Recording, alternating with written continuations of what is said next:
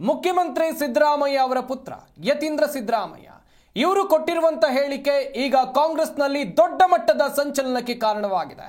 ಕಾಂಗ್ರೆಸ್ನಲ್ಲಿ ಕಿಚ್ಚು ಹಚ್ಚಿಸಿದೆ ಸಿಎಂ ಪುತ್ರನ ಸ್ಫೋಟಕ ಮಾತು.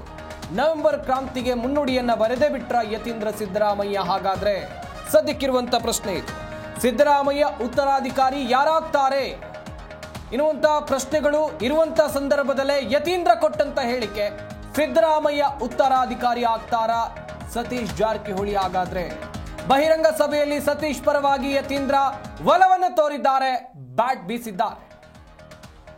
ಒಂದ್ ಕಡೆಯಲ್ಲಿ ನವೆಂಬರ್ ಕ್ರಾಂತಿ ವಿಚಾರ ರಾಜ್ಯ ರಾಜಕೀಯದಲ್ಲಿ ದೊಡ್ಡ ಮಟ್ಟದ ಚರ್ಚೆಗೆ ಕಾರಣವಾಗ್ತಾ ಇದೆ. ಪವರ್ ಶೇರಿಂಗ್, ಕುರ್ಚಿ ಕಳೆದುಕೊಳ್ತಾರೆ ಸಿದ್ದರಾಮಯ್ಯ, ಹೀಗೆ ಬೇರೆ ಅವರು ಸಿಎಂ ಆಗಬಹುದು, ಹೀಗೆ ನಾನಾ ರೀತಿಯ ಚರ್ಚೆಗಳು ರಾಜ್ಯ ರಾಜಕೀಯದಲ್ಲಿ ಆರಂಭ ಆಗಿದೆ. ಆದರೆ ಯತೀಂದ್ರ ಸಿದ್ದರಾಮಯ್ಯ ಕೊಟ್ಟಂತ ಹೇಳಿಕೆ, ಮುಖ್ಯಮಂತ್ರಿಗಳ ಉತ್ತರಾಧಿಕಾರಿ ಯಾರು, ಸಿದ್ದರಾಮಯ್ಯ ಅವರ ಉತ್ತರಾಧಿಕಾರಿ ಯಾರು ಎಂಬ ಪ್ರಶ್ನೆ ಹಲವರಲ್ಲಿತ್ತು. ಈಗ ಸಿದ್ದರಾಮಯ್ಯ ಉತ್ತರಾಧಿಕಾರಿ ಆಗ್ತಾರಾ ಸತೀಶ್ ಜಾರಕಿಹೊಳಿ ಎನ್ನುವಂತ ಪ್ರಶ್ನೆ ಉದ್ಭವಿಸಿದೆ. ತಂದೆಯವರು ರಾಜಕೀಯ ಕೊನೆಗಾಲದಲ್ಲಿದ್ದಾರೆ ಅಂತ ಹೇಳಿದ್ರೆ ಸಿದ್ದರಾಮಯ್ಯ ವೈಚಾರಿಕ, ಪ್ರಗತಿಪರ, ಸೈದ್ಧಾಂತಿಕ ನಾಯಕರು ಬೇಕು. ಸತೀಶ್ ಜಾರಕಿಹೊಳಿ ಅವರು ಜವಾಬ್ದಾರಿಯನ್ನ ನಿಭಾಯಿಸ್ತಾರೆ, ಸತೀಶ್ ಜಾರಕಿಹೊಳಿ ಅವರು ಜವಾಬ್ದಾರಿಯನ್ನ ನಿಭಾಯಿಸ್ತಾರೆ ಅಂತೇಳಿ ಯತೀಂದ್ರ ಸಿದ್ದರಾಮಯ್ಯ ಹೇಳಿಕೆಯನ್ನ ಕೊಟ್ಟಿದ್ದಾರೆ. ಜಾರಕಿಹೊಳಿ ಅವರು ಮಾದರಿಯಾಗಿ ಮುನ್ನಡೆಸ್ತಾರೆ, ಕಾಂಗ್ರೆಸ್ ಪಕ್ಷವನ್ನ ಮುನ್ನಡೆಸೋಕೆ ಸತೀಶ್ ಜಾರಕಿಹೊಳಿ ಅವರು ಸೂಕ್ತ ವ್ಯಕ್ತಿ. ಬೆಳಗಾವಿಯ ಕಪ್ಪಲಗುದ್ದಿಯಲ್ಲಿ ಡಾಕ್ಟರ್ ಯತೀಂದ್ರ ಕೊಟ್ಟಿರುವಂತಹ ಹೇಳಿಕೆ, ಸದ್ಯ ಈ ಹೇಳಿಕೆ ರಾಜ್ಯ ರಾಜಕೀಯದಲ್ಲಿ ದೊಡ್ಡ ಮಟ್ಟದ ಚರ್ಚೆಗೆ ಕಾರಣವಾಗ್ತಾ ಇದೆ. ತಂದೆಯವರು ರಾಜಕೀಯ ಕೊನೆಗಾಲದಲ್ಲಿದ್ದಾರೆ, ಹಾಗಾದ್ರೆ ಮುಖ್ಯಮಂತ್ರಿ ಸಿದ್ದರಾಮಯ್ಯನವರು ಕುರ್ಚಿಯಿಂದ ಕೆಳಗಿಳಿತಾರ ಎನ್ನುವಂತ ಪ್ರಶ್ನೆ. ಇತ್ತ ಅವರ ಮುಂದೆ ಯಾರು ಉತ್ತರಾಧಿಕಾರಿ, ಯಾರು ಆ ಪಟ್ಟವನ್ನು ಅಲಂಕರಿಸಬಹುದು, ಹೀಗೆ ಪ್ರಶ್ನೆಗಳು ಇವೆ. ಕಪ್ಪಲಗುದ್ದಿಯಲ್ಲಿ ಕನಕದಾಸರ ಮೂರ್ತಿ ಲೋಕಾರ್ಪಣೆ ಮಾಡಲಾಯಿತು. ಈ ಸಂದರ್ಭದಲ್ಲಿ ಆಗಿರುವಂತ ಚರ್ಚೆ ಅಥವಾ ಮಾತು, ಕಾರ್ಯಕ್ರಮದಲ್ಲಿ ಸಿಎಂ ಪುತ್ರ ಡಾಕ್ಟರ್ ಯತೀಂದ್ರ ಈ ಹೇಳಿಕೆಯನ್ನು ಕೊಟ್ಟಿದ್ದಾರೆ. ಸಿದ್ದರಾಮಯ್ಯ ಪುತ್ರನ ಹೇಳಿಕೆಯಿಂದ ರಾಜ್ಯ ಕಾಂಗ್ರೆಸ್ನಲ್ಲಿ, ರಾಜ್ಯ ರಾಜಕೀಯದಲ್ಲಿ ಹೊಸ ಸಂಚಲನ ಹುಟ್ಟಿಕೊಂಡಿದೆ. ಜಾರಕಿಹೊಳಿ ಕುಟುಂಬಕ್ಕೆ ಒಲಿಯುತ್ತಾ ಹಾಗಾದ್ರೆ ಮುಖ್ಯಮಂತ್ರಿ ಪಟ್ಟ ಎನ್ನುವಂತ ಪ್ರಶ್ನೆ. ನವೆಂಬರ್ ಕ್ರಾಂತಿಯ ಮುನ್ಸೂಚನೆಯನ್ನು ನೀಡಿದ್ರ ಯತೀಂದ್ರ ಸಿದ್ದರಾಮಯ್ಯ? ಹಾಗಾದ್ರೆ ಒಂದ್ ಕಡೆಯಲ್ಲಿ ನಾನಾಗ್ಲೇ ಹೇಳ್ತಾ ಇದ್ದೆ, ಏನೆಲ್ಲ ಆಗ್ತಾ ಇದೆ ರಾಜ್ಯ ರಾಜಕೀಯದಲ್ಲಿ ಚರ್ಚೆ, ನವೆಂಬರ್ ಕ್ರಾಂತಿ, ಪವರ್ ಶೇರಿಂಗ್, ಹೀಗೆ ಬೇರೆ ಬೇರೆ ಚರ್ಚೆಗಳಾಗ್ತಾ ಇರುವಂತ ಸಂದರ್ಭದಲ್ಲಿ ಕಪ್ಪಲಗುದ್ದಿಯಲ್ಲಿ ಕನಕದಾಸರ ಮೂರ್ತಿ ಲೋಕಾರ್ಪಣೆ ಕಾರ್ಯಕ್ರಮ ಇತ್ತು. ಈ ಕಾರ್ಯಕ್ರಮದಲ್ಲಿ ಮುಖ್ಯಮಂತ್ರಿಗಳ ಪುತ್ರ ಡಾಕ್ಟರ್ ಯತೀಂದ್ರ ಸಿದ್ದರಾಮಯ್ಯ ಅವರು ಭಾಗಿಯಾಗಿ ಕೊಟ್ಟಂತ ಹೇಳಿಕೆ ಇದೆಯಲ್ಲ, ಇದು ರಾಜ್ಯ ರಾಜಕೀಯದಲ್ಲಿ ಸಂಚಲನಕ್ಕೆ ಕಾರಣವಾಗ್ತಾ ಇದೆ. ಯಾಕಂತ ಹೇಳಿದ್ರೆ ಜಾರಕಿಹೊಳಿ ಕುಟುಂಬಕ್ಕೆ ಮುಖ್ಯಮಂತ್ರಿ ಪಟ್ಟ ಒಲಿಯುತ್ತಾ ಎನ್ನುವಂತ ಪ್ರಶ್ನೆ. ಅಹಿಂದ ನಾಯಕತ್ವದ ದಾಳವನ್ನ ಉರುಳಿಸಿದ್ರ ಯತೀಂದ್ರ ಸಿದ್ದರಾಮಯ್ಯ? ಹಾಗಾದ್ರೆ ಸಿದ್ದರಾಮಯ್ಯ ಬಳಿಕ ಯಾರು ಅನ್ನೋದಕ್ಕೆ ಪ್ರತಿಕ್ರಿಯೆಯನ್ನ ಕೊಟ್ಟಿದ್ದಾರೆ. ಸಚಿವ ಸತೀಶ್ ಜಾರಕಿಹೊಳಿ ಅವರ ಹೆಸರನ್ನ ಹೇಳಿದ್ದಾರೆ ಯತೀಂದ್ರ ಸಿದ್ದರಾಮಯ್ಯ ಅವರು ಸತೀಶ್ ಜಾರಕಿಹೊಳಿ ಅವರ ಹೆಸರನ್ನ ಯಾಕೆ ಹೇಳಿದ್ರು, ಇದರಲ್ಲಿರುವಂತ ಪ್ರಶ್ನೆ. ಅಹಿಂದ ಸಮುದಾಯವನ್ನ ಒಗ್ಗಡಿಸೋಕೆ ಇಲ್ಲಿ ಬಿಗ್ ಪ್ಲಾನ್ ಅನ್ನ ಮಾಡ್ಕೊಂಡಿದ್ದಾರೆ. ಹಾಗಾದ್ರೆ ಡಿಕೆ ಶಿವಕುಮಾರ್ ಅವರಿಗೆ ಕೌಂಟರ್ ಆಗಿ ಅಹಿಂದ ಅಸ್ತ್ರವನ್ನ ಪ್ರಯೋಗ ಮಾಡ್ತಾರಾ? ಹೀಗೆ ಅನೇಕ ಪ್ರಶ್ನೆಗಳು ಹುಟ್ಟಿಕೊಳ್ತಾ ಇದೆ. ಒಟ್ನಲ್ಲಿ ದೊಡ್ಡ ಮಟ್ಟದ ಸಂಚಲನಕ್ಕೂ ಕೂಡ ಯತೀಂದ್ರ ಸಿದ್ದರಾಮಯ್ಯ ಅವರ ಹೇಳಿಕೆ ಕಾರಣವಾಗ್ತಾ ಇದೆ. ಈಗ ಇನ್ನೇನು ರಾಜಕೀಯ ಕೊನೆಗಾಲದಲ್ಲಿದ್ದಾರೆ, ಅವರ ರಾಜಕೀಯ ಬದುಕಿನ ಕೊನೆ ಘಟ್ಟದಲ್ಲಿದ್ದಾರೆ. ಅಂತ ಸಮಯದಲ್ಲಿ ಈ ರೀತಿ ವೈಚಾರಿಕವಾಗಿ ಪ್ರಗತಿಪರವಾದಂತಹ ಸಿದ್ಧಾಂತ ಇಟ್ಕೊಂಡಿರೋರಿಗೆ ಮಾರ್ಗದರ್ಶನ ಮಾಡೋದಕ್ಕೆ, ಅವ್ರಿಗೆ ನೇತೃತ್ವ ವಹಿಸ್ಕೊಳ್ಳೋಕೆ ಒಬ್ಬರು ನಾಯಕರು ಬೇಕು. ಜಾರಕಿಹೊಳಿ ಅವರು ಅಂತ ಒಂದು ಜವಾಬ್ದಾರಿಯನ್ನು ವಹಿಸ್ಕೋತಾರೆ. ಕಾಂಗ್ರೆಸ್ ಪಕ್ಷದ ಸಿದ್ಧಾಂತ ನಂಬಿಕೆ ಇಟ್ಕೊಂಡಿರುವಂತ ಎಲ್ಲ ರಾಜಕಾರಣಿಗಳಿಗೆ, ಯುವ ನಾಯಕರಿಗೆ ಅವರು ಮಾದರಿಯಾಗಿ ಮುನ್ನಡೆಸ್ತಾರೆ ಅನ್ನೋ ಒಂದು ನಂಬಿಕೆ ನನಗಿದೆ.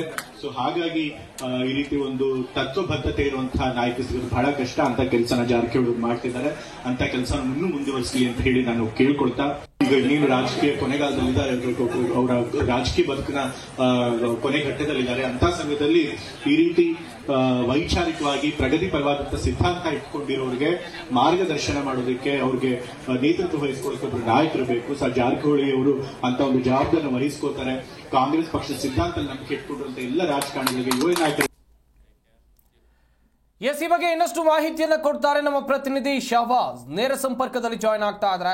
ಶಹಬಾಜ್, ಒಂದ್ ಕಡೆಯಲ್ಲಿ ರಾಜ್ಯ ರಾಜಕೀಯದಲ್ಲಿ ಪವರ್ ಶೇರಿಂಗ್ ವಿಚಾರವಾಗಿ ದೊಡ್ಡ ಮಟ್ಟದಲ್ಲಿ ಚರ್ಚೆ ಆಗ್ತಾ ಇದೆ, ನವೆಂಬರ್ ಕ್ರಾಂತಿ ಆಗುತ್ತೆ ಅಂತ ಹೇಳಿ. ಇತ್ತ ಯತೀಂದ್ರ ಸಿದ್ದರಾಮಯ್ಯ ಅವರು ನೋಡಿದ್ರೆ ತಂದೆಯವರು ರಾಜಕೀಯ ಕೊನೆಗಾಲದಲ್ಲಿದ್ದಾರೆ ಎನ್ನುವಂತ ಹೇಳಿಕೆ. ಇತ್ತ ಸತೀಶ್ ಜಾರಕಿಹೊಳಿ ಅವರ ಬಗ್ಗೆಯೂ ಕೂಡ ಒಳ್ಳೆಯ ಅಭಿಪ್ರಾಯ. ಏನಿದ್ರ ಒಳ ಅರ್ಥ ಅಂತ ಹೇಳಿ ಶಹಬಾಜ್. ಹೌದು ಹೇಮರಾಜ್, ಏನಂತಂದ್ರೆ ಇವತ್ತು ಏನು ಬೆಳಗಾವಿ ಜಿಲ್ಲೆ ರಾಯಬಾಗ್ ತಾಲೂಕಿನಲ್ಲಿ ಕಪ್ಪಲಗುದ್ದಿಯಲ್ಲಿ ನಡೆದಿರುವಂತಹ ಸಂತ ಕನಕದಾಸ ಅವರ ಮೂರ್ತಿ ಅನಾವರಣ ಕಾರ್ಯಕ್ರಮದಲ್ಲಿ ಇವತ್ತು ಏನು ಯತೀಂದ್ರ ಅವರು ಏನು ಒಂದು ಅಹಿಂದ ನಾಯಕ ಸತೀಶ್ ಜಾರಕಿಹೊಳಿ ಅವರು ಮುಂದಿನ ಸಿಎಂ ಆಗ್ತಾರೆ,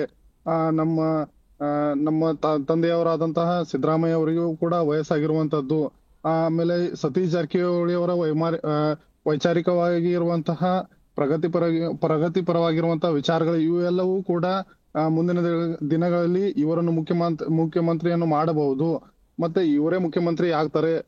ಹಲವು ವರ್ಷಗಳಿಂದನೂ ಕೂಡ ಸತೀಶ್ ಜಾರಕಿಹೊಳಿ ಅವರು ಸಿಎಂ ಆಕಾಂಕ್ಷಿ ಆಗಿರುವಂತದ್ದು. ಮತ್ತೆ ಈ ಒಂದು ಬೆನ್ನಲ್ಲಿ ಕೂಡ ಕಳೆದ ಬಾರಿ ಸರ್ಕಾರದಲ್ಲಿ ಕೂಡ ಯಡಿಯೂರಪ್ಪನವರ ಬೆನ್ನಲ್ಲಿ ಏನು ಬಸವರಾಜ ಬೊಮ್ಮಾಯಿ ಅವರು ಮುಖ್ಯಮಂತ್ರಿ ಆಗ್ತಾರೆ. ಅವರು ಯಡಿಯೂರಪ್ಪರವರಿಗೆ ಆಪ್ತರಾಗಿರುವಂತಹ ಕಾರಣಕ್ಕೆ ಅವರು ಮುಖ್ಯಮಂತ್ರಿ ಆಗಿರುವಂತದ್ದು. ಈ ಒಂದು ಕಾಂಗ್ರೆಸ್ ಸರ್ಕಾರದಲ್ಲಿಯೂ ಕೂಡ ಸಿಎಂ ಸಿದ್ದರಾಮಯ್ಯನವರಿಗೆ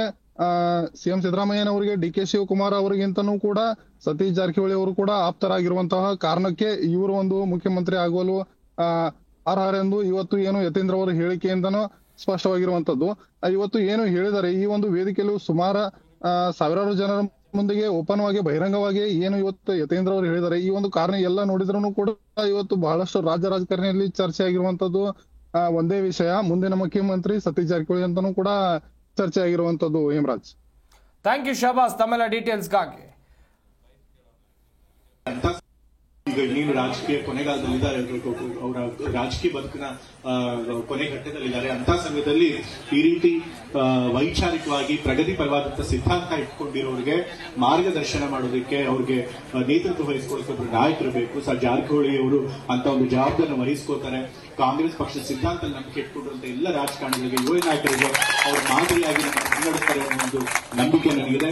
ಸೊ ಹಾಗಾಗಿ ಈ ರೀತಿ ಒಂದು ತತ್ವಬದ್ಧತೆ ಇರುವಂತಹ ನಾಯಕ ಸಿಗೋದು ಬಹಳ ಕಷ್ಟ. ಅಂತ ಕೆಲಸನ ಜಾರಕಿಹೊಳಿ ಮಾಡ್ತಿದ್ದಾರೆ, ಅಂತ ಕೆಲಸ ಇನ್ನೂ ಮುಂದುವರಿಸಲಿ ಅಂತ ಹೇಳಿ ನಾನು ಕೇಳ್ಕೊಳ್ತಾ, ಈಗ ಇನ್ನೇನು ರಾಜಕೀಯ ಕೊನೆಗಾಲದಲ್ಲಿದ್ದಾರೆ, ಅವರ ರಾಜಕೀಯ ಬದುಕಿನ ಕೊನೆ ಘಟ್ಟದಲ್ಲಿದ್ದಾರೆ. ಅಂತ ಸಮಯದಲ್ಲಿ ಈ ರೀತಿ ವೈಚಾರಿಕವಾಗಿ ಪ್ರಗತಿಪರವಾದಂತಹ ಸಿದ್ಧಾಂತ ಇಟ್ಕೊಂಡಿರೋರಿಗೆ ಮಾರ್ಗದರ್ಶನ ಮಾಡೋದಕ್ಕೆ ಅವರು. ಎಸ್, ಈ ಬಗ್ಗೆ ಇನ್ನಷ್ಟು ಮಾಹಿತಿಯನ್ನ ಕೊಡ್ತಾರೆ ನಮ್ಮ ಪ್ರತಿನಿಧಿ ರಾಚಪ್ಪ ಸುತ್ತೂರು. ದೂರವಾಣಿ ಸಂಪರ್ಕದಲ್ಲಿ ಜಾಯ್ನ್ ಆಗ್ತಾ ಇದ್ದಾರೆ. ರಾಚಪ್ಪ, ಈಗಾಗಲೇ ನಾವು ಗಮನಿಸ್ತಾ ಇದ್ವಿ, ರಾಜ್ಯದಲ್ಲಿ ನವೆಂಬರ್ ಕ್ರಾಂತಿ, ಪವರ್ ಶೇರಿಂಗ್ ವಿಚಾರ ದೊಡ್ಡ ಮಟ್ಟದಲ್ಲಿ ಚರ್ಚೆ ಆಗ್ತಾ ಇದೆ. ಇತ್ತ ಯತೀಂದ್ರ ಸಿದ್ದರಾಮಯ್ಯ ಅವರು ಕೊಟ್ಟಿರುವಂತಹ ಹೇಳಿಕೆ ಎಷ್ಟು ಮಹತ್ವವನ್ನು ಪಡೆದುಕೊಳ್ಳುತ್ತೆ ಈ ವಿಚಾರದಲ್ಲಿ? ಸಂಪತ್, ಯತೀಂದ್ರ ಸಿದ್ದರಾಮಯ್ಯ ಕೊಟ್ಟಂತ ಹೇಳಿಕೆಯನ್ನ ಗಂಭೀರವಾಗಿ ಪರಿಗಣಿಸಿದ್ ಯಾರು ಅಂತ ಅನ್ನೋ ಪ್ರಶ್ನೆ ಎತ್ತತ್ತೆ. ಯಾಕಂದ್ರೆ ಯತೀಂದ್ರ ಸಿದ್ದರಾಮಯ್ಯ ಕೊಟ್ಟಂತ ಹೇಳಿಕೆ ಯಾವ ಸಂದರ್ಭದಲ್ಲಿ ಏಕೆ ಕೊಟ್ಟರು ಅನ್ನೋದು ಪ್ರಮುಖವಾಗಿದೆ. ಎರಡನೇ ವಿಷಯ, ಯತೀಂದ್ರ ಸಿದ್ದರಾಮಯ್ಯ ರಾಯಭಾಗದಲ್ಲಿ ನಡೆದಂತ ಒಂದು ಸಣ್ಣ ಕಾರ್ಯಕ್ರಮದಲ್ಲಿ ಅವರು ಇಂತ ಒಂದು ಹೇಳಿಕೆನ ಕೊಟ್ಟಿದ್ದು ಸಿದ್ದರಾಮಯ್ಯನವ್ರಿಗೆ ತಮ್ಮ ಒಂದು ವಯೋಸಹಜ ಕಾರಣದಿಂದ ಅವ್ರ ರಾಜಕೀಯದಲ್ಲಿ ಮುಂದಿನ ದಿನಗಳಲ್ಲಿ ಬದಲಾವಣೆ ಆಗ್ಬೋದು ಅಂತ ಒಂದು ಸೂಚನೆಯನ್ನ ಕೊಟ್ಟಿದ್ರು ಸಹ, ಎರಡನೇ ಅದನ್ನ ನಾವು ಪ್ರಮುಖವಾಗಿ ಯಾವ ರೀತಿ ಗಮನಿಸಬೇಕು ಅಂತಂದ್ರೆ, ಅಹಿಂದ ವರ್ಗಗಳ ಹೋರಾಟವನ್ನ ಮುಂಚೂಣಿ ತೆಗೆದುಕೊಂಡು ಹೋಗುವಂತ ಕೆಪಾಸಿಟಿ ಇರುವಂತ ನಾಯಕರು ಯಾರು ಅಂತ ಪ್ರಶ್ನೆ ಬಂದಾಗ ಇದುವರೆಗೆ ಇದ್ದಂತದ್ದು ಸಿದ್ದರಾಮಯ್ಯ, ಅದಾದ ನಂತರ ಸತೀಶ್ ಜಾರಕಿಹೊಳಿ, ಅದ್ರ ಜೊತೆಗೆ KN ರಾಜಣ್ಣ ಇದ್ರು, ಈಗ ಅವರು ಮಂತ್ರಿ ಆಗಿಲ್ಲ. ಅದ್ರ ಜೊತೆಗೆ ಬೇರೆ ಯಾವ ನಾಯಕರು ಸಹ ಅಹಿಂದ ವರ್ಗಗಳ OBC ಒಕ್ಕೂಟಗಳನ್ನ ಮುನ್ನಡೆಸುವಂತ ಶಕ್ತಿ ಇರುವಂತ ಯಾವ ನಾಯಕರುಗಳು ಇಲ್ಲ. ಹಿಂದೆ ಸಿದ್ದರಾಮೋತ್ಸವ ಅಮೃತ ಮಹೋತ್ಸವ ಕಾರ್ಯಕ್ರಮ ದಾವಣಗೆರೆ ಆಯೋಜನೆ ಮಾಡೋ ಸಂದರ್ಭದಲ್ಲೂ ಸಹ ಇದೇ ಒಂದು ಸತೀಶ್ ಜಾರಕಿಹೊಳಿ ಇರ್ಬೋದು, KN ರಾಜಣ್ಣ ಇರ್ಬೋದು, FC ಮಹದೇವಪ್ಪ ಇರ್ಬೋದು ಮತ್ತು OBC ವರ್ಗಗಳ ನಾಯಕರು ಮುಂಚೂಣಿ ನಿಂತ್ಕೊಂಡ್ರು. ಕಳೆದ ಬಾರಿ ಚುನಾವಣೆ ಸಂದರ್ಭದಲ್ಲೂ ಸಹ ಈ OBC ನಾಯಕರು ಒಟ್ಟಾಗಿ ಆ ಚುನಾವಣೆಯನ್ನ ಹೋರಾಟವನ್ನ ಮಾಡಿದ್ರು. ಉಪಚುನಾವಣೆಯಲ್ಲೂ ಸಹ ಸತೀಶ್ ಜಾರಕಿಹೊಳಿ ಸೇರಿದಂತೆ ಹಲವಾರು ನಾಯಕರು ಹೋರಾಟವನ್ನ ಮಾಡಿದ್ರು. ಹೀಗಾಗಿ ನಾವು ಇದರಲ್ಲಿ 2-3 ವಿಕಲ್ಪಗಳಿವೆ, 2-3 ವಿಚಾರಗಳು ಕಂಡು ಬರ್ತಾ ಇದೆ.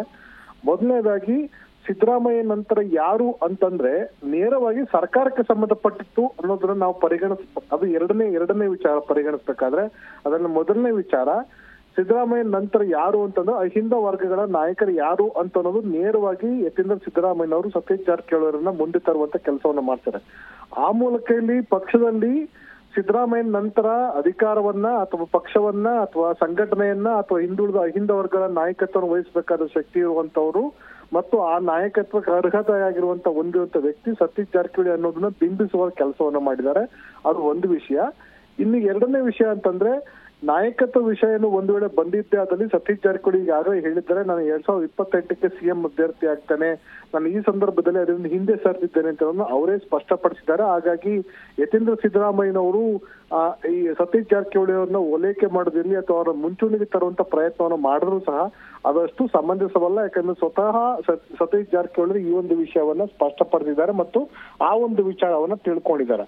ಇನ್ನು ಮೂರನೇದಾಗಿ ಸಿದ್ದರಾಮಯ್ಯ ಮತ್ತು ಡಿ.ಕೆ. ಶಿವಕುಮಾರ್ ನಡೆಸಿರುವಂತ ಈ ಒಂದು ಅಧಿಕಾರ ಗದ್ದುಗೆ ಕಿತ್ತಾಟ ಇದೆ. ಆ ಕಿತ್ತಾಟಕ್ಕೆ ಶಾಸಕರು ಸಿದ್ದರಾಮಯ್ಯರು ಸೇರಿದಂತೆ ಪಕ್ಷದ ವರಿಷ್ಠರು ಸಹ ಸಹಕಾರ ಕೊಡ್ಬೇಕು. ಅವ್ರು ಸುಲಭದ ಮಾತಾಗಿ ಡಿ.ಕೆ. ಶಿವಕುಮಾರ್ ಅಧಿಕಾರವನ್ನ ಕಸಿದುಕೊಳ್ಳಿಕ್ಕಾಗೋದಿಲ್ಲ ಮತ್ತು ಸಿದ್ದರಾಮಯ್ಯನವರ ವಿಶ್ವಾಸ ತೆಗೆದುಕೊಳ್ಳದೆ ಡಿ.ಕೆ. ಶಿವಕುಮಾರ್ಗೆ ಅಧಿಕಾರ ಕೊಡ್ಲಿಕ್ಕೂ ಬರೋದಿಲ್ಲ. ಹಾಗಾಗಿ ಈ ಒಂದು ವಿಚಾರ ಮಾಡ್ತೀವಿ ಅಂತ ಕಂಡು ಬಂದ್ರೆ ಸಂಘರ್ಷಕ್ಕೆ ಕಾರಣ ಆಗತ್ತೆ. ಅಥವಾ ಈಗೇನು ಮಹಾರಾಷ್ಟ್ರದ ಲೆಕ್ಕಾಚಾರ ಇರ್ತದೋ ಅಜಿತ್ ಸಿಂಗ್ ರೀತಿ 60-70 ಜನ ಶಾಸಕರು ಕರ್ಕೊಂಡು ಬಿಜೆಪಿಗೆ ಹೋಗಿ ಅಧಿಕಾರ ಅನುಭವಿಸಬಹುದು ಡಿ.ಕೆ. ಶಿವಕುಮಾರ್. ಅಂತಹ ಪರಿಸ್ಥಿತಿ ರಾಜ್ಯದಲ್ಲಿ ಇಲ್ಲ. ಇನ್ನು 5ನೇ ವಿಚಾರ ಅಂತಂದ್ರೆ ಡಿ.ಸಿ.ಎಂ ಡಿ.ಕೆ. ಶಿವಕುಮಾರ್ ಸಂಪೂರ್ಣವಾಗಿ ಸಿದ್ದರಾಮಯ್ಯ ವಿರುದ್ಧ ನೇರವಾಗಿ ತೊಡೆತಟ್ಟಿ ನಾನು ಅಧಿಕಾರಕ್ಕೆ ಬೇಕು, ಅಧಿಕಾರವನ್ನ ಕೊಡಿ, ನಿಮ್ಮ ಅವಧಿ ಮುಗ್ದಿ ಅಂತ ಹೇಳ್ಬಿಟ್ಟು ಕಸಿದುಕೊಳ್ಳುವಂತ ಯಾವ ಒಂದು ಪರಿಸ್ಥಿತಿ ಡಿ.ಕೆ. ಶಿವಕುಮಾರ್ ಇಲ್ಲ. ಸಿದ್ದರಾಮಯ್ಯನವರು ಮನಸ್ಫೂರ್ತಿಯಾಗಿ ಡಿ.ಕೆ. ಶಿವಕುಮಾರ್ಗೆ ಸಹಕಾರ ಕೊಡ್ಲಿ, ಪಕ್ಷದ ವರಿಷ್ಠರು ಸೂಚಿಸಲಿ ಅಂತ ಅನ್ನೋ ಕಾರಣಕ್ಕೋಸ್ಕರ ಡಿ.ಕೆ. ಶಿವಕುಮಾರ್ ಕಾಯ್ತಾ ಇದ್ದಾರೆ. ಇನ್ನು 5ನೇದಾಗಿ ಡಿ.ಕೆ. ಶಿವಕುಮಾರ್ ಇತ್ತೀಚೆಗೆ ಸಿದ್ದರಾಮಯ್ಯ ಕೊಟ್ಟಂತ ದೊಡ್ಡ ಶಾಕ್ ಅಂದ್ರೆ ಸಚಿವ ಸಂಪುಟವನ್ನ ಪುನರ್ರಚನೆ ಮಾಡ್ತೀವಿ ಅಂತ ಹೇಳುವ ಮೂಲಕ ಡಿ.ಕೆ. ಶಿವಕುಮಾರ್ಗೆ ನಾವು ಯಾವುದೇ ಕಾರಣಕ್ಕೂ ಅಧಿಕಾರವನ್ನ ಬಿಟ್ಕೊಡ್ತಿಲ್ಲ, ಯಾವುದೇ ರೀತಿ ಮಾತುಕತೆ ಆದ್ರೂ ಸಹ ಪಕ್ಷದ ವರಿಷ್ಠರು ಮತ್ತು ಶಾಸಕರು ಸಹಮತಿಯನ್ನು ವ್ಯಕ್ತಪಡಿಸಬೇಕು ಅಂತ ಸಂದೇಶವನ್ನು ಕೊಟ್ಟಿದ್ದಾರೆ. ಹೀಗಾಗಿ ನಾವು ಬೇರೆ ಬೇರೆ ಆಯಾಮಗಳಲ್ಲಿ ಚರ್ಚೆ ಮಾಡುವಂತ ಪರಿಸ್ಥಿತಿ ಉದ್ಭವಿಸಿದ್ದಾದಲ್ಲಿ ಸತೀಶ್ ಜಾರಕಿಹೊಳಿ ಮುಂಚೂಣಿ ಸಿದ್ದರಾಮಯ್ಯ ನಂತರ ಮುಂದಿನ ಉತ್ತರಾಧಿಕಾರಿ ಅಂತ ಯತೀಂದ್ರ ಸಿದ್ದರಾಮಯ್ಯ ಹೇಳಿಕೆ, ಯತೀಂದ್ರ ಸಿದ್ದರಾಮಯ್ಯ ಯಾರು ಸರ್ಕಾರದ ಉಸ್ತುವಾರಿನ ಅಥವಾ ಎಐಸಿಸಿ ಅಧ್ಯಕ್ಷರ ಅಥವಾ ರಾಜ್ಯದ ಕೆಪಿಸಿಸಿ ಅಧ್ಯಕ್ಷರ ಯತೀಂದ್ರ ಸಿದ್ದರಾಮಯ್ಯ ಅವರು ಸಹ ಒಬ್ರು ಶಾಸಕರಾಗಿದ್ದಾರೆ. ಹಾಗಾಗಿ ಅವರ ಹೇಳಿಕೆಯನ್ನು ಅಷ್ಟೊಂದು ಗಂಭೀರವಾಗಿ ಪರಿಗಣಿಸಿ ಸಿದ್ದರಾಮಯ್ಯ ನಂತರ ಸತೀಶ್ ಜಾರಕಿಹೊಳಿ ಮುಂದಿನ ನಾಯಕರು ಅಂತ ಘೋಷಣೆ ಮಾಡ್ಲಿಕ್ಕೆ ಅವ್ರಿಗೆ ಯಾವ ಅಧಿಕಾರನೂ ಇಲ್ಲ. ಹಾಗಾಗಿ ಅವರ ಒಂದು ಹೇಳಿಕೆ ಆ ಸಂದರ್ಭದಲ್ಲಿ ಅಥವಾ ಜನರನ್ನ ಓಲೈಸುವ ದೃಷ್ಟಿಯಿಂದ ಇರ್ಬೋದು ಅಥವಾ ಆ ಒಂದು ಒಬಿಸಿ ಸಮುದಾಯಗಳ ಒಂದು ಜನರನ್ನ ಉದ್ದೇಶಿಸಿ ಮಾತಾಡೋ ಸಂದರ್ಭದಲ್ಲಿ ಕೊಟ್ಟಂತ ಹೇಳಿಕೆ ಆಗಿರ್ಬೋದು. ಹಾಗಾಗಿ ಸಿದ್ದರಾಮಯ್ಯನ ಮಗನ ಯತೀಂದ್ರ ಸಿದ್ದರಾಮಯ್ಯನ ಮಾತನ್ನ ಅಷ್ಟೊಂದು ಗಂಭೀರವಾಗಿ ಮತ್ತು ಮಹತ್ವದಾಗಿ ಪರಿಗಣಿಸುವಂತ ಅಗತ್ಯತೆ ಕಂಡು ಬರೋದಿಲ್ಲ. ಅದು ಸಹ ಒಂದು ಹೇಳಿಕೆ ಆಗಿರ್ಬೋದು. ಹಾಗಾಗಿ ಅವರ ತಂದೆ ನಂತರ ಹಿಂದುಳಿದ ವರ್ಗಗಳ ನಾಯಕತ್ವವನ್ನು ವಹಿಸಬೇಕಾದ ಶಕ್ತಿ ಇರೋರು ಅವರು ಅಂತ ಹೇಳ್ತಾರೆ. ಒಂದ್ ವೇಳೆ ಸತೀಶ್ ಜಾರಕಿಹೊಳಿ ಅವರೇ ಮುಂದಿನ ಮುಖ್ಯಮಂತ್ರಿ ಅಭ್ಯರ್ಥಿ ಅನ್ನೋದನ್ನ ಅಥವಾ ಈ ಒಂದು ರಾಜಕೀಯ ಸ್ಥಿತ್ಯಂತರದಲ್ಲಿ ಸಿದ್ದರಾಮಯ್ಯನವ್ರನ್ನ ಒಂದ್ ವೇಳೆ ಬದಲಾವಣೆ ಮಾಡಿದ್ರೆ ಸತೀಶ್ ಜಾರಕಿಹೊಳಿ ನಾಯಕತ್ವ ವಹಿಸಬೇಕು ಅಂತ ಅನ್ನೋದು ಯತೀಂದ್ರ ಸಿದ್ದರಾಮಯ್ಯನವರ ಉದ್ದೇಶ ಆಗಿದ್ದೆ. ಅದಕ್ಕೆ ಪರ್ಯಾಯವಾಗಿ ಸಾಕಷ್ಟು ನಾಯಕರು ಹುಟ್ಟುಕೊಡ್ತಾರೆ. ಪರಮೇಶ್ವರ್ ಇರ್ಬೋದು ಅಥವಾ ಎಚ್ ಸಿ ಮಹದೇವಪ್ಪ ಇರ್ಬೋದು ಅಥವಾ ಡಿ.ಕೆ. ಶಿವಕುಮಾರ್ ಇರ್ಬೋದು, ಇನ್ನೂ ಹಲವಾರು ನಾಯಕರು ಹುಟ್ಟುಕೊಡ್ತಾರೆ. ಈಗ ಹೊಸದಾಗಿ ಕೇಳಿ ಬರ್ತಾರೆ ಹೆಸರು ಅಂತಂದ್ರೆ ಪ್ರಿಯಾಂಕ ಖರ್ಗೆ ಅವರು, ಮಲ್ಲಿಕಾರ್ಜುನ್ ಖರ್ಗೆ ಅವರು 2026ಕ್ಕೆ ಅವರ ಅವಧಿ ರಾಜ್ಯಸಭಾ ಅವಧಿ ಮುಕ್ತಾಯ ಆಗುತ್ತೆ. ಆ ಸಂದರ್ಭದಲ್ಲಿ ಅವರು ರಾಜ್ಯಸಭಾ ಅವಧಿ ಜೊತೆಗೆ ಎಐಸಿಸಿ ಅಧ್ಯಕ್ಷ ಸ್ಥಾನವೂ ಸಹ ಕಳ್ಕೊಳ್ತಾರೆ. ನಂತರ ಅವ್ರು ರಾಜ್ಯಕ್ಕೆ ವಾಪಸ್ ಬಂದು ಮುಖ್ಯಮಂತ್ರಿ ಆಗ್ತಾರೆ. ಆ ಮುಖ್ಯಮಂತ್ರಿ ಆಗ್ಲಿಕ್ಕೆ ಅವ್ರಿಗೆ ರಾಜ್ಯ ಸರ್ಕಾರ ಅವಕಾಶ ಮಾಡಿಕೊಡುತ್ತೆ. ಡಿ.ಕೆ. ಶಿವಕುಮಾರ್ ಅಂತ ಚರ್ಚೆನೂ ಬರ್ತಾ ಇದೆ. ಹಾಗಾಗಿ ಒಂದು ವೇಳೆ ಮಲ್ಲಿಕಾರ್ಜುನ್ ಖರ್ಗೆ ಅವರು ರಾಜ್ಯಕ್ಕೆ ಬಂದು ಮತ್ತೆ ಅಧಿಕಾರ ಅನುಭವಿಸಲಿಕ್ಕೆ ಸುಲಭದ ಮಾತಲ್ಲ, ಯಾಕಂದ್ರೆ ವಯಸ್ಸಾದ ಕಾರಣದಿಂದ. ಹಾಗಾಗಿ ಅದಕ್ಕೆ ಬದಲಾಗಿ ಮಗ ಪ್ರಿಯಾಂಕ ಖರ್ಗೆಗೆ ಮುಖ್ಯಮಂತ್ರಿ ಮಾಡಬೇಕು ಅಂತ ಇಚ್ಛೆನೆ ಹೊಂದಿದ್ದಾರೆ ಅಂತ ಒಂದು ಚರ್ಚೆಗಳು ಸಹ ನಡೀತಾ ಇದೆ. ಮತ್ತೆ ಇನ್ನೂ ಒಂದು ವಿಕಲ್ಪಗಳು ಅಂತಂದ್ರೆ ಡಿ.ಕೆ. ಶಿವಕುಮಾರ್ ಸಿಎಂ ಮಾಡಿದ ನಂತರ ಪ್ರಿಯಾಂಕ ಖರ್ಗೆ ಅವರನ್ನ ಉಪಮುಖ್ಯಮಂತ್ರಿ ಮಾಡಬೇಕು ಅಂತನೋದು, ಅದೇ ರೀತಿ ಯತೀಂದ್ರ ಸಿದ್ದರಾಮಯ್ಯನವರನ್ನ ಉಪಮುಖ್ಯಮಂತ್ರಿ ಮಾಡಬೇಕು ಅಂತ ಚರ್ಚೆನೂ ಸಹ ಕಾಂಗ್ರೆಸ್ ವಲಯದಲ್ಲಿ ಮತ್ತು ಆಯಾ ಪಕ್ಷದ ಪ್ರಮುಖ ನಾಯಕರು ಚರ್ಚಿತ ವಿಷಯ ಆಗ್ತದೆ. ಹೀಗಾಗಿ ಈ ರಾಜಕೀಯ ಸಂದರ್ಭದಲ್ಲಿ ಕೊಡುವಂತ ಹೇಳಿಕೆಗಳಿದಾವೆ. ಈ ಹೇಳಿಕೆಗಳಿಗೆ ಒಂದೊಂದು ರಕ್ಕೆ ಪುಕ್ಕೆಗಳನ್ನು ಸೃಷ್ಟಿ ಮಾಡಿಕೊಂಡು ಈ ಕೊಟ್ಟಂತ ಹೇಳಿಕೆನ ಮಹತ್ವದ ಈ ಒಂದು ಹೇಳಿಕೆಯಿಂದ ನೆಕ್ಸ್ಟ್ ಏನು ಸತೀಶ್ ಜಾರಕಿಹೊಳಿ ಉತ್ತರಾಧಿಕಾರಿ ಅಂತ ಬಿಂಬಿಸ್ಲಿಕ್ಕೆ ಅಥವಾ ಹೇಳಲಿಕ್ಕೆ ಯತೀಂದ್ರ ಸಿದ್ದರಾಮಯ್ಯನವರು ಸಹ ಯಾರು ಅಲ್ಲ ಮತ್ತು ಪಕ್ಷದ ನಾಯಕರು ಯಾರು ಅಲ್ಲ. ಸತೀಶ್ ಜಾರಕಿಹೊಳಿಗೆ ಅವರೇ ಅಂತ ಒಂದು ಕೆಪಾಸಿಟಿ ಇದೆ, ಅವ್ರದೇ ಆದಂತ ಸಂಘಟನೆ ಇದೆ, ಅವ್ರದೇ ಆದಂತ ನಾಯಕತ್ವ ಇದೆ. ಹೀಗಾಗಿ ಯತೀಂದ್ರ ಸಿದ್ದರಾಮಯ್ಯನವರು ಅಂತ ಹೇಳಿಕೊಳ್ಳುವಂತ ನಾಯಕ ಏನಲ್ಲ. ಸಿದ್ದರಾಮಯ್ಯನ ಮಗ ಅನ್ನೋದು ಒಂದೇ ಒಂದು ಕಾರಣಕ್ಕೋಸ್ಕರ ಯತೀಂದ್ರ ಸಿದ್ದರಾಮಯ್ಯನ ಮಾತಿಗೆ ಇಷ್ಟು ಬೆಲೆ ಕೊಡ್ಬೇಕಾಗತ್ತೆ, ಅಥವಾ ಯತೀಂದ್ರ ಸಿದ್ದರಾಮಯ್ಯನ ಮಾತಿಗೆ ಅಷ್ಟು ಗೌರವ ಕೊಡ್ಬೇಕಾಗತ್ತೆ, ಅಥವಾ ಅಷ್ಟು ತೂಕ ಇದೆ ಅಂತ ಯಾರು ಭಾವಿಸುವಂತ ಅಗತ್ಯತೆ ಇಲ್ಲ. ಯಾಕಂದ್ರೆ ಯತೀಂದ್ರ ಸಿದ್ದರಾಮಯ್ಯ ಒಬ್ಬ ಸಾಮಾನ್ಯ MLC, ಅದು ಶಾಸಕರು ಅಲ್ಲ, ಆಯ್ಕಾದ ಶಾಸಕರಲ್ಲ, ನಾಮನಿರ್ದೇಶನಗೊಂಡಿರುವಂತ ವಿಧಾನಸಭೆಯಿಂದ ವಿಧಾನ ಪರಿಷತ್ ಆಯ್ಕೆ ಇರುವಂತ ಶಾಸಕರು. ಹಾಗಾಗಿ ಅವರ ಮಾತನ್ನ ಅಷ್ಟೊಂದು ಕಿಮ್ಮತ್ತು ಕೊಡುವಂತ ಅಗತ್ಯತೆ ಇಲ್ಲ. ಆದ್ರೆ ಕೊಟ್ಟಿರುವಂತ ಹೇಳಿಕೆ ಮತ್ತು ಸಮಯ ಸಂದರ್ಭಗಳು ಈಗ ಬಹುತೇಕ ಏನು ಅಧಿಕಾರ ಹಂಚಿಕೆ ವಿಚಾರ ಬಹುತೇಕ ಮುಕ್ತಾಯ ಹಂತಕ್ಕೆ ಬಂದಿದೆ. ಅಂದ್ರೆ ಸಚಿವ ಸಂಪುಟ ವಿಸ್ತರಣೆ ಮಾಡ್ತೀವಿ ಅಂತ ಹೇಳಿದ ಕಾರಣಕ್ಕೋಸ್ಕರ ಈಗ ಅಧಿಕಾರ ಹಂಚಿಕೆ ಇಲ್ಲ ಅಂತ ಒಂದು ಸಂದೇಶವನ್ನ ಸಿದ್ದರಾಮಯ್ಯ ಕೊಟ್ಟಂತಾಗಿದೆ. ಪಕ್ಷದ ವರಿಷ್ಠರು ಅದಕ್ಕೆ ಸಹಕಾರ ನೀಡುವಂತಾಗಿದೆ. ಹೀಗಾಗಿ ಯತೀಂದ್ರ ಸಿದ್ದರಾಮಯ್ಯನವರು ಯಾವ ಕಾಂಟೆಕ್ಸ್ಟ್ ಅಲ್ಲಿ ಅಥವಾ ಯಾವ ಉದ್ದೇಶ ಇಟ್ಕೊಂಡು ಹೇಳಿದ್ದಾರೆ ಅನ್ನೋದು ಮತ್ತು ಇತರ ಒಂದು ಪರಿಸ್ಥಿತಿಗಳನ್ನು ನಾವು ಅವಲೋಕನೆ ಮಾಡಿದ್ದೇವೆ. ಅದರಲ್ಲಿ ಅವರ ಹಿಂದೆ ವರ್ಗಗಳ ನಾಯಕರನ್ನ ಮುಂಚೂಣಿ ಬರಬೇಕು ಅಥವಾ ಅವರ ನಾಯಕತ್ವ ನೀವು ವಹಿಸ್ಕೊಳ್ಬೇಕು ಅಂತ ಉದ್ದೇಶವಾಗಿ ಇಟ್ಟಿದ್ದಾರೆ. ಮತ್ತು ಅದು ಕನಕ ಏನು ಒಂದು ಸಮುದಾಯದ ಒಂದು ಕಾರ್ಯಕ್ರಮ ಇದೆ ಅಂತ ಅನ್ಸುತ್ತೆ. ಹಾಗಾಗಿ ಈ ಒಂದು ವಿಷಯವನ್ನ ಯಾರು ಯಾವ ತರ ಸ್ವೀಕಾರ ಮಾಡ್ತಾರೆ ಮತ್ತು ಇದರಿಂದ ಮುಂದಿನ ಈ ಒಂದು ಹೇಳಿಕೆ ಮಹತ್ವ ಪಡ್ಕೊಳ್ತದೆ. ಯಾಕಂದ್ರೆ ರಾಜ್ಯ ರಾಜಕಾರಣದಲ್ಲಿ ಯತೀಂದ್ರ ಸಿದ್ದರಾಮಯ್ಯ ಪದೇ ಸಿದ್ದರಾಮಯ್ಯ 5 ವರ್ಷ ಮುಖ್ಯಮಂತ್ರಿ ಆಗ್ತಾರೆ, ಅವರೇ ಮುಖ್ಯಮಂತ್ರಿ ಆಗ್ತಾರೆ ಅಂತ DK ಶಿವಕುಮಾರ್ ಬೆಂಬಲಿಗರು ಕೊಡುವಂತ ಹೇಳಿಕೆಗಳ ಯತೀಂದ್ರ ಸಿದ್ದರಾಮಯ್ಯ ಕೌಂಟರ್ ಕೊಡ್ತಾರೆ. ಆದ್ರೆ ಯತೀಂದ್ರ ಸಿದ್ದರಾಮಯ್ಯನ ಮಗ ಮಾತನ್ನು ಯಾರು ಅಷ್ಟು ಗಂಭೀರವಾಗಿ ಪರಿಗಣಿಸಿಲ್ಲ. ಹಾಗಾಗಿ ಈ ಒಂದು ವಿಷಯವನ್ನು ಸಹ ಎಲ್ಲರೂ ಚರ್ಚಿತ ಮಾಡುವಂತ ಸಂದರ್ಭದಲ್ಲಿ ಇವರು ಕೊಟ್ಟಂತ ಹೇಳಿಕೆ ಆಗಿದೆ. ಆದ್ರೆ ಇದನ್ನ ಪಕ್ಷದ ವರಿಷ್ಠರು ಮತ್ತು DK ಶಿವಕುಮಾರ್ ಅವರು ಮತ್ತು ಪಕ್ಷದ ಇತರ ನಾಯಕರುಗಳು ಎಷ್ಟು ಮಟ್ಟಿಗೆ ಮಹತ್ವದ್ದು ಅಂತ ಪರಿಗಣಿಸ್ತಾರೆ ಅಂತ ಅನ್ನೋದ್ರ ಮೇಲೆ ಆ ಒಂದು ಹೇಳಿಕೆಗೆ ಮಹತ್ವ ಬರ್ತದೆ. ಸಂಪತ್, ಥ್ಯಾಂಕ್ ಯು ರಾಜಪ್ಪ ಸುತ್ತೂರು ತಮ್ಮೆಲ್ಲ ಡೀಟೇಲ್ಸ್ಗಾಗಿ. ಅವ್ರಿಗೆ ನೇತೃತ್ವ ವಹಿಸ್ಕೊಳ್ಬೇಕು ನಾಯಕರು ಬೇಕು. ಸರ್ ಜಾರಕಿಹೊಳಿ ಅವರು ಅಂತ ಒಂದು ಜವಾಬ್ದಾರಿ ವಹಿಸ್ಕೋತಾರೆ. ಕಾಂಗ್ರೆಸ್ ಪಕ್ಷದ ಸಿದ್ಧಾಂತ